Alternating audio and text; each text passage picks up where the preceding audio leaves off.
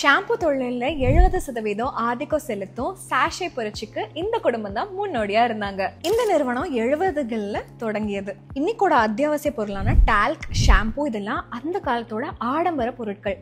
ஆனா தமிழ்நாட்டுல கடலூர்ல சின்னி கிருஷ்ணன் அப்படின்னு ஒருத்தர் இருந்தாரு. பணக்காரங்க யூஸ் பண்ற இந்த ஆடம்பர பொருள் எல்லாம் மலிவு விலையில எல்லாருக்கும் கொடுக்கணும்னு ஒரு கனவை கண்டாரு. அப்பதான் சாஷே அப்படிங்கிற ஒண்ணு கண்டுபிடிச்சாரு. 48 வயசுலயே ரொம்ப யங் ஏஜ்லயே ஆனா இறந்துட்டாரு. ஆனா வெறும் 2 லட்சம் ரூபாய் கடன் சின்னி கிருஷ்ணன் அவரோட குடும்பத்தை, அவர்களோட வீட்டை இழக்க செஞ்சது. அப்போ மூத்த மகனான ராஜ்குமார் வெல்வெட் அப்படிங்கிற ஒரு பிராண்டை உருவாக்கி சாஷே புரட்சியை தொடங்கினாரு. வெல்வெட் ஒரு பேரா மாறிச்சு. நம்ம கடைக்கு போய் எங்க ஷாம்பு கொடுங்க அப்படின்னு கேட்கறதுக்கு பதிலா வெல்வெட் கொடுங்கன்னு கேட்க ஆரம்பிச்சிட்டோம்.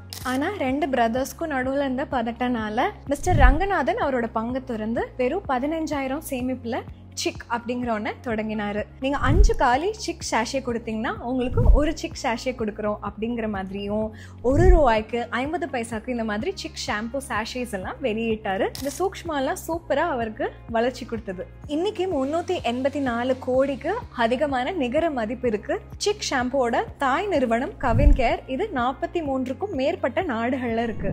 அடுத்ததா நீங்க யாரோட சக்சஸ் ஸ்டோரியை கேட்க விருப்பப்படுறீங்கன்னு கமெண்ட் செக்ஷன்ல சொல்லிருங்க. மறக்காம க்ரோ தமிழை ஃபாலோவும் பண்ணிருங்க.